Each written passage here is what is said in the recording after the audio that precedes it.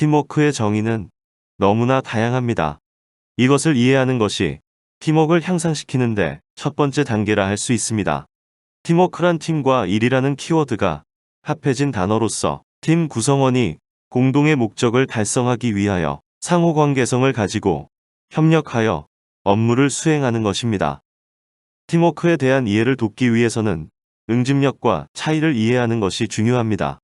응집력은 사람들로 하여금 집단에 머물도록 느끼게끔 만들고 그 집단의 멤버로서 계속 남아있기를 원하게 만드는 힘이라 할 수 있습니다.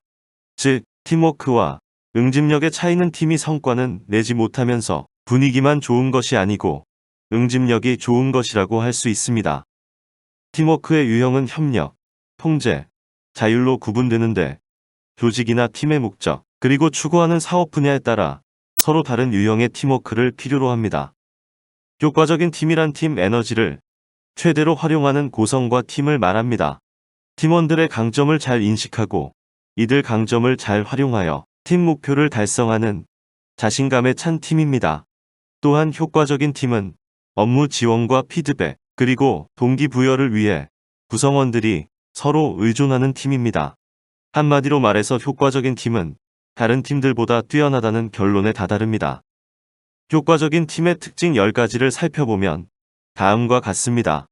첫째, 팀의 사명과 목표를 명확하게 기술한다. 팀은 명확하게 기술된 목적과 목표를 가질 필요가 있습니다. 이는 지금 당장 해야 할 일을 이해할 뿐만 아니라 팀이 전체적으로 초점을 맞추고 있는 부분을 이해하는 것입니다. 목표와 목적을 공유하면 팀원들은 팀에 헌신하게 됩니다.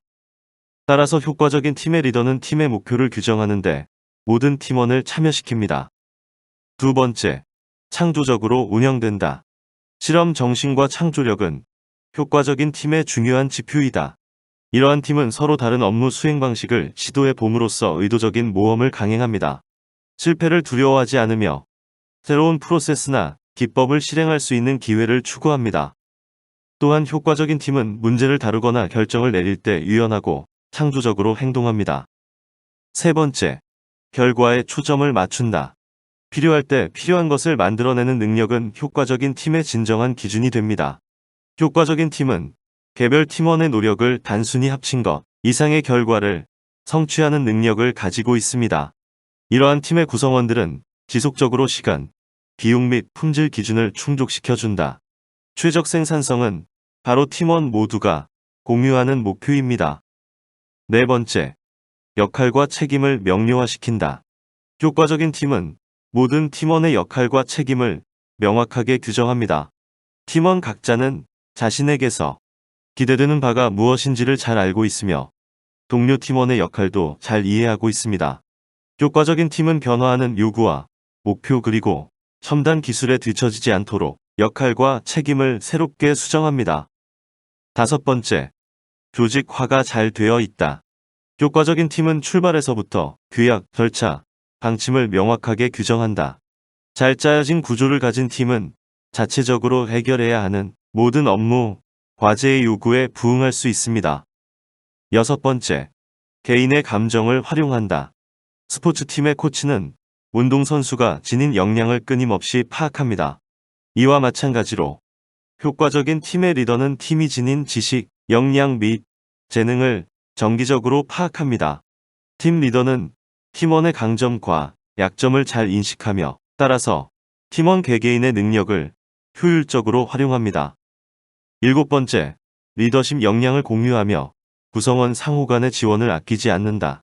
효과적인 팀은 팀원 간의 리더십 역할을 공유합니다. 이러한 팀은 모든 팀원에게 각각 리더로서 능력을 발휘할 기회를 제공합니다. 또한 팀의 공식 리더가 팀 노력을 지원하고 팀원 개개인의 특성을 존중하기 때문에 팀원들은 감독자의 역할을 충분히 이해할 수 있습니다. 여덟 번째, 팀 풍토를 발전시킨다. 효과적인 팀의 구성원들은 높은 참여도와 집단 에너지 즉 시너지를 갖고서 열정적으로 함께 일합니다. 팀원들은 협력하여 일하는 것이 생산적이라고 느끼며 팀 활동이 흥미와 원기를 회복시킨다고 봅니다. 이러한 팀은 고유한 성격을 더욱 발전시켜 나갑니다. 아홉 번째, 의견의 불일치를 건설적으로 해결한다. 어떤 팀에서든 의견의 불일치는 발생합니다. 그러나 논쟁은 나쁘거나 파괴적이지만은 않습니다. 효과적인 팀은 갈등이 발생할 때 이를 개방적으로 다룹니다. 팀원은 갈등의 존재를 인정하며 상호 신뢰를 바탕으로 솔직하게 토의를 함으로써 갈등을 해결합니다. 10번째, 개방적으로 의사소통한다. 효과적인 팀의 구성원들은 서로 직접적이고 솔직하게 대화합니다. 팀원 각자는 상대방으로부터 조언을 구하고 상대의 말을 충분히 고려하며 아이디어를 적극적으로 활용합니다. 11번째, 객관적인 결정을 내린다. 효과적인 팀은 문제를 해결하고 의사결정을 하는 데 있어 잘 정리되고 전향적인 접근 방식을 가지고 있습니다. 결정은 합의를 통해 이루어집니다. 따라서 모든 사람들은 내려진 결정을 준수하고 기꺼이 이를 지원합니다. 팀원들은 어떠한 결정에 대해서든 각자의 생각을 자유롭게 개진합니다. 12번째, 팀 자체의 효과성을 평가한다. 팀은 자체의 운영 방식에 대해 일상적으로 점검할 필요가 있습니다. 지속적인 개선과 전향적 관리는 효과적인 팀의 운영 원리입니다. 따라서 만약 업무 수행에 문제가 발생하더라도 심각한 상태가 되기 전에 해결할 수 있습니다. 팀을 생산적으로 만들기 위해서는 많은 노력이 필요합니다. 특히 팀워크를 촉진시키는 것은 매우 중요합니다. 팀워크 촉진을 위한 세부적인 방법은 다음과 같습니다. 첫 번째, 동료 피드백 장려하기입니다. 여기에는 명확하고 분명한 목표와 우선순위를 설정, 행동과 수행을 관찰, 즉각적인 피드백을 제공, 뛰어난 수행에 대해 인정하는 것이 포함됩니다.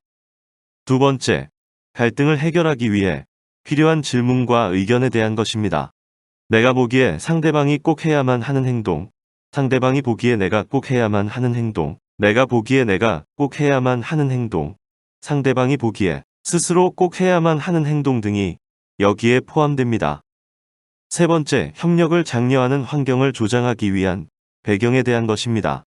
팀원의 말에 흥미를 가지고 대하는 것, 상식에서 벗어난 아이디어에 대해 비판하지 않는 것, 모든 아이디어를 기록하는 것, 아이디어를 개발하도록 팀원을 고무시키는 것, 많은 양의 아이디어를 요구하는 것, 침묵을 지키는 것을 존중하는 것, 관점을 바꿔보는 것, 일상적인 일에서 벗어나 보는 것 등이 여기에 포함됩니다. 네 번째, 훌륭한 결정을 위해 고려해야 할 사항입니다. 결정의 질을 고려하는 것, 구성원의 동참이 여기에 해당됩니다. 다섯 번째, 양질의 결정을 내리기 위한 고려 사항입니다. 쟁점의 모든 측면을 다루었는지 확인하는 것, 모든 팀원과 협의하였는지 확인하는 것, 추가 정보나 조언을 얻기 위해 팀 외부와 협의할 필요가 있는지에 대해 살펴보는 것이 해당됩니다.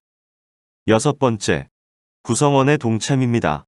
모든 팀원이 결정에 동의하는지, 팀원들은 결정을 실행함에 있어서 각자의 역할을 이해하고 있는지, 팀원들은 결정을 열성적으로 실행하고자 하는지에 대해 알아보는 것이 포함됩니다. 지금까지 팀워크의 촉진에 대해서 알아보았습니다. 그러면 다음은 리더십에 대해서 이야기해 보도록 하겠습니다. 리더십이란 특별한 비결이 필요하고 신비로운 사람만이 보유한 것이 아니라 모든 조직 구성원이 각자의 위치에서 가질 수 있는 것이다. 리더십이란 조직의 공통된 목적을 달성하기 위하여 개인이 조직원들에게 영향을 미치는 과정을 의미합니다. 리더십에 대한 일반적인 정의나 개념으로 조직 구성원들로 하여금 조직 목표를 위해 자발적으로 노력하도록 영향을 주는 행위, 목표 달성을 위하여 어떤 사람이 다른 사람에게 영향을 주는 행위, 어떤 주어진 상황 내에서 목표 달성을 위해 개인 또는 집단의 영향력을 행사하는 과정, 자신의 주장을 소신 있게 나타내고 다른 사람들을 격려하는 힘 등과 같이 다양합니다. 우리는 흔히 리더하면 반드시 직위를 수반하는 것으로 이해하는데 리더는 반드시 직위를 수반하는 것은 아닙니다. 직급에 따라 요구하는 리더십 역량이 다를 뿐입니다. 전 조직원이 각자의 위치에서 리더십으로 무장할 때 그 조직은 매우 강하며 밝은 미래를 가질 수 있을 것입니다. 리더는 리더십을 가진 사람이기 때문에 리더는 미래 통찰력을 가지고 조직의 성장에 영향력을 미치는 공통된 목표를 제시하여야 하고 그 목표를 달성할 수 있도록 조직원들과 팀워크를 이루어 성과를 내는 과정을 주도하는 사람이라고 할 수 있습니다. 리더의 정의에 대해서는 미국의 커뮤니케이션 전문가 다이아나 부더가 이야기한 내용을 좀 더 살펴보겠습니다. 다이애나 부더는 리더에 대한 정의 중 똑똑한 매니저와 현명한 리더에 대해 이야기했는데, 이는 각기 상반된 개념은 아닙니다. 두 가지 모두 리더에게 필요한 내용이기도 합니다. 먼저 똑똑한 매니저에 대해서는 5가지를 이야기하고 있습니다. 첫째, 쉬운 일에서 시작해서 복잡한 일을 해결한다. 보통 조직에서 일을 잘 못한다는 사람은 무엇을 잘못한다기보다 기본적으로 일에 대한 이해가 부족하기 때문에 일을 복잡하게 만들고 처리하는 경향이 있습니다. 일을 단순화하고 쉽게 처리할 수 있는 능력은 일에 대한 이해도가 높다는 것을 의미합니다. 둘째, 일을 제대로 처리한다는 것입니다. 올바른 방법으로 꼼수를 부리지 않고 일을 정확하게 처리하는 것을 의미합니다. 셋째, 일을 처리하는 방법을 안다는 것입니다. 이는 두 번째 내용인 일을 제대로 처리한다는 것과도 연결이 되는데, 일을 올바르게 하는 방법을 알고 있다는 의미입니다. 넷째, 자신의 숙달된 방법으로 일을 처리한다는 것입니다. 자신의 노하우가 있다는 것으로 일에 대해 전문성과 명확한 이해가 있다는 것을 이야기하며, 어떤 문제가 다가오더라도 스스로 문제를 처리할 수 있는 능력을 가지고 있다는 것을 말하기도 합니다. 다섯째, 풍부한 정보와 노력한 기술을 가지고 있다는 것입니다. 일에 대한 기술을 이야기하는 것이기도 하지만, 어디서 어떻게 일을 처리해야 하는지, 어떤 정보를 활용해야 하는지에 대해서 정확하게 알고 있다는 것을 의미합니다. 그러면 현명한 리더는 어떨까요? 첫째, 현명한 리더는 복잡한 일을 쉽게 만듭니다. 똑똑한 매니저에서도 나온 개념인데, 일을 최대한 단순화하고 처리하기 쉽도록 가공할 수 있는 능력이 있다는 것을 의미합니다. 둘째, 조직에 옳은 일을 한다. 이는 자기 자신의 일의 측면에 지나지 않는 것이 아니라 조직 차원의 거시적인 관점을 가지고 있다는 것을 의미합니다. 폭이 좁게 자신만을 보고 일을 처리하는 것이 아니라 그 일이 추진되었을 때 영향을 받는 다른 조건들과 요소들까지도 고려하여 업무를 추진한다는 것을 의미합니다. 이런 사람은 궁극적으로 처음에는 소규모 조직을 맡아 리더가 되더라도 점점 큰 조직을 맡을 수 있는 역량을 가지게 되고, 궁극적으로는 최고 수준의 리더가 될 수 있습니다. 셋째, 일을 하는 이유를 안다는 것입니다. 우리는 어떤 일을 하면서 제대로 알기 전에 쉽게 포기하거나 화를 내는 경우가 있습니다. 이런 건 왜 하는지 모르겠다는 생각도 하고 쓸데없는데 시간을 버리고 있다고 생각하는 경우도 많습니다. 현명한 리더는 이런 측면에서 아주 사소하고 작은 일일지라도 왜 하는지에 대한 명확한 자기 이유와 확신을 가지고 일을 추진합니다. 그렇기 때문에 그 일을 조직이 원하는 의도대로 완수할 수 있고, 다음번에는 더 큰 일을 맡을 수 있는 기회를 얻게 되는 것이라고 할 수 있습니다. 네 번째, 믿을 만한 정보를 입수해 일을 처리한다는 것입니다. 앞서 똑똑한 매니저의 경우에서도 이야기했지만, 일을 잘 한다는 것은 혼자서 원맨쇼를 하는 것이 아닙니다. 정보를 수집하고 유용한 정보를 주고받을 수 있다는 것은 상호 협업과 협조가 이루어진다는 것을 의미하고, 리더가 그 가운데 있다는 것을 이야기합니다. 따라서 정보의 수집은 단순히 유용한 사실을 모으는 것을 넘어서 서로 도움을 주고받으며 조직의 공동 목표를 달성할 수 있도록 나아간다는 측면에서도 의미가 있습니다. 다섯 번째, 마지막은 정보와 사실 등을 적절히 응용할 줄 안다는 것입니다. 사실을 알고 수집하는 것은 현대와 같이 정보가 많은 시대에 어려운 것은 아닙니다. 이를 잘 가공하고 정보를 잘 활용할 수 있는 노하우를 가지고 있는 것이 조직에서 생활하는데 더 핵심 기술이라고 할 수 있습니다. 조직의 목적에 맞도록 정보를 가공하고 이를 활용하여 전략적으로 행동할 수 있는 것이 매우 중요합니다. 그런 차원에서 정보의 활용과 응용은 매우 의미가 있다고 할 수 있습니다. 과거에는 상사가 하급자에게 리더십을 발휘하는 형태였는데, 산업사회에서 정보사회로 바뀌면서 그림에 나타난 것처럼 수직적 구조에서 전방위적 구조의 형태로 바뀌게 되었습니다. 다시 말해, 리더십은 상사가 하급자에게 발휘하는 형태가 아닌 하급자뿐만 아니라 동료나 상사에게까지도 발휘해야 되는 형태로 변화하고 있는 것입니다. 그러면 리더와 관리자의 차이에 대해 이야기해 보겠습니다. 리더와 관리자는 다른 개념으로 가장 큰 차이점은 비전이 있고 없음에 있습니다. 관리자의 역할이 자원을 관리, 분배하고 당면한 과제를 해결하는 것이라면 리더는 비전을 선명하게 구축하고 그 비전이 팀 멤버의 협력 아래 실현되도록 환경을 만들어 주는 것입니다. 관리자의 관심사가 주로 사람이나 물건을 관리하는 것에 있는데 반해 리더는 사람의 마음을 중시하고 사람의 마음에 불을 지피는 사람입니다. 또한 관리자는 주로 오늘의 구체적인 문제를 대상으로 삼는 데 반해 리더는 미래를 향한 새로운 상황 창조자인 것입니다.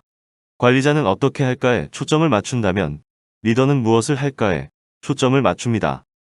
리더십에 대한 불만은 회사에 대한 만족감이나 몰입도를 낮추고 열정을 저하시키며 이직을 부추길 수 있습니다. 리더십에 대한 불만족은 결국 기업 성과에도 부정적 영향을 미칠 수 있게 됩니다. 따라서 기업의 성과를 올리기 위해서라도 조직 구성원들이 긍정 에너지를 높일 수 있는 리더십 역량이 중요합니다.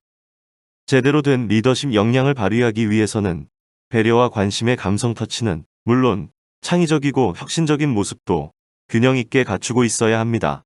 동기부여는 리더십의 핵심 개념입니다. 이루고자 하는 성과와 목표의 실현은 동기부여의 직접적인 결과라고 해도 결코 지나치지 않습니다. 팀의 구성원으로서 일을 하든 다른 사람의 지도를 받지 않고 자신의 소신대로 일을 하든 간에 일을 멋지게 처리하도록 자기 자신에게 동기를 부여해야만 좋은 결과를 얻을 수 있습니다. 더군다나 팀의 리더라면 구성원들이 좋은 성과를 내도록 동기부여할 수 있는 능력을 반드시 갖추어야 할 뿐만 아니라 자기 자신에게 동기를 부여할 수 있어야 합니다. 리더는 조직을 이끌어가는 위치에 있기 때문에 조직적 리더십에 대한 이해가 필요합니다. 전망을 제시하고 조직의 전략을 창출할 수 있어야 하고 조직 문화를 만들어 나가야 합니다. 지도자와 부하 직원 간에 상호작용적 지도력이 있어야 하며 조직의 요구 조건과 조직 참여자 간의 안정적인 교환 과정을 다루는 상호 교류 역할을 수행할 수 있어야 합니다. 또한 조직원을 동원하는 카리스마를 갖추어야 합니다. 자신의 리더십 유형을 살펴봅시다. 먼저 독재자 유형은 정치학에서 그 어원이 비롯된 것과 같이 독재형은 정책 의사결정과 대부분의 핵심 정보를 그들 스스로에게만 국한하여 소유하고 고수하려는 경향이 있습니다. 독재자는 집단의 규칙 하에 지배자로 군림하고 동료에게는 그의 권위에 대한 도전이나 반항 없이 순응하도록 요구하며 개개인들에게는 주어진 업무만을 묵묵히 수행할 것을 기대합니다. 독재자는 지식과 정보가 권력의 힘이라고 믿습니다.